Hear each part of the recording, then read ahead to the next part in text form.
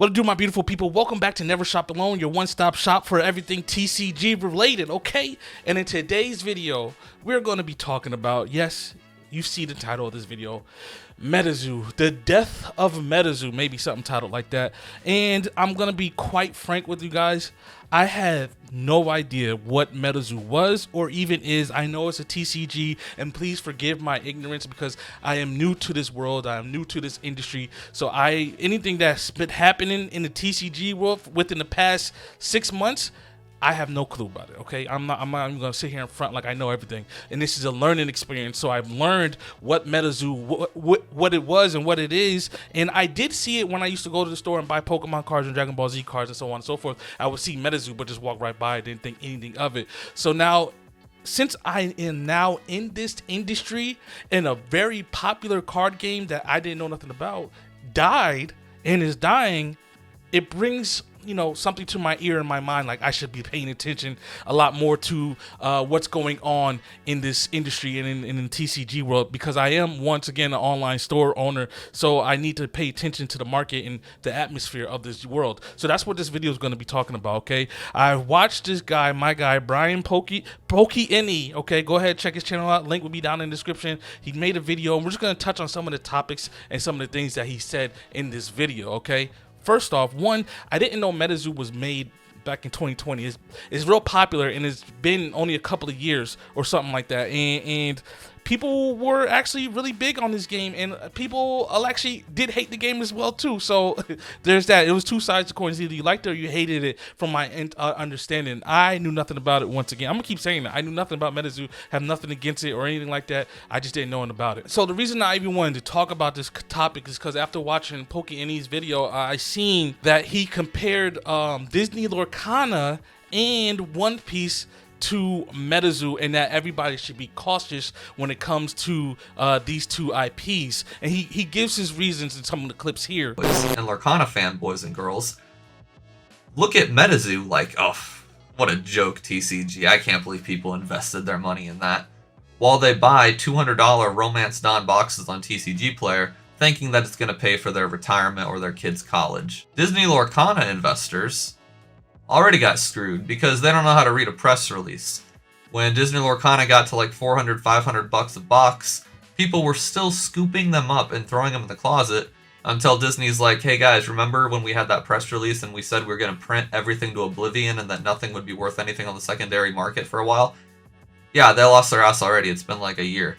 So I do agree that Disney Lorcana and One Piece are super overhyped right now because they kind of just came out. I think One Piece came out maybe a year or maybe 2 years ago, so in NA, and Lorcana it's not even 6-7 months in, and the game's too hype. It's not as popular as Pokemon. I don't think it was popular as MetaZoo, but Disney is very, very popular and it's growing, and so is One Piece. One Piece is growing out of the water right now. I love playing it. I'm getting into it myself, and I'm gonna have some products on nevershopalone.com. But besides that, I 1000% agree that it's way overhyped, and it is and people are doing the most with it because as he mentions, people for Disney Lorcana are going out and they were buying all this stuff thinking that there were going to be no more reprints, but this is for the first set. And then right after the first set came out, maybe a month later, the company said, oh, we're going to do reprints of set 1. So the money and the prices dropped down, and now it's going back up again because, once again, the rumor is that there's no more reprints going on but set 1. But that's a topic that I did in another video you can watch somewhere around here. Okay, hold on. Lorcana people. Well, Disney is one of the biggest IP owners in the history of the world. If you combine all of Disney's IPs, it's bigger than Pokemon. Yeah, I want you to think about that one real hard.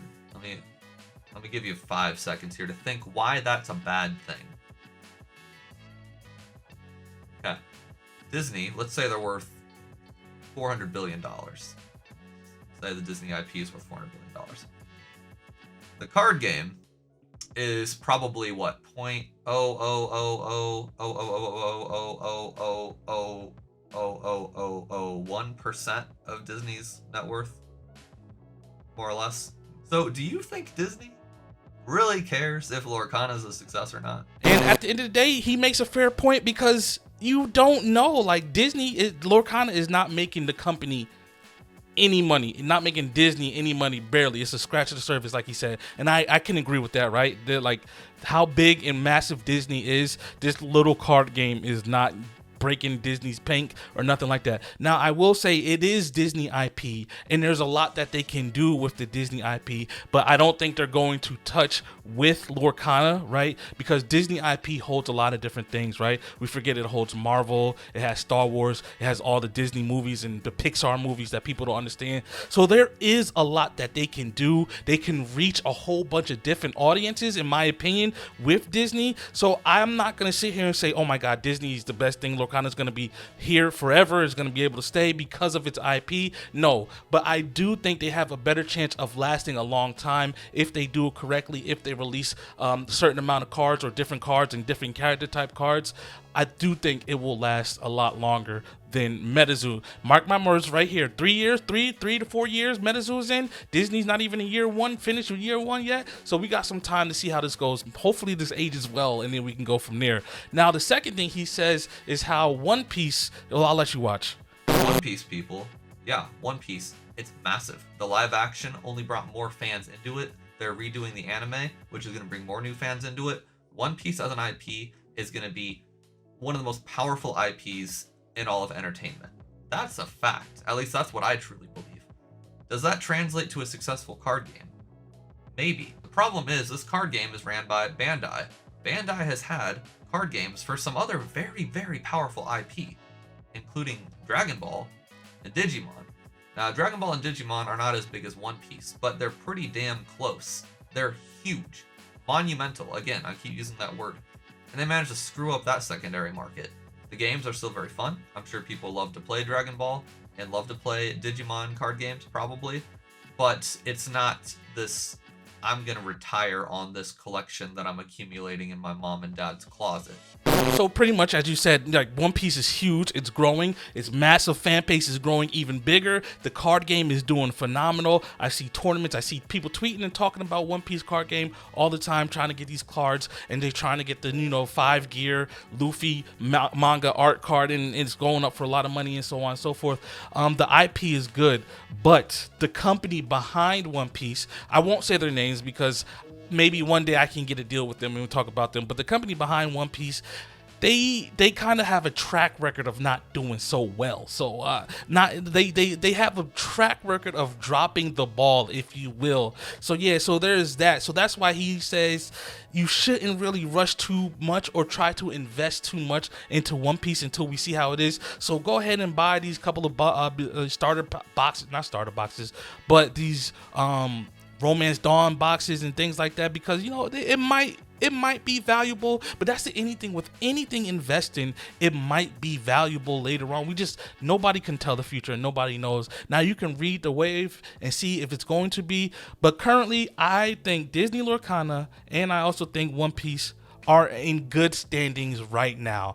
I'm pretty sure when MetaZoo came out, people thought that was going to be in good standings when it first came out. But at this current moment, I feel like Disney Lorcana and One Piece have better groundwork and foundation than MetaZoo has, in my opinion. Once again, I didn't know what MetaZoo was, but to my point, I knew what Disney Lorcana was, and I also knew what One Piece card game was before I was in the TCG world and in this industry. So there's that, okay? Don't come at me and be like, you don't know MetaZoo because you're new, blah, blah, blah, blah. It's cool. I understand. I am new, and I'm still learning, okay?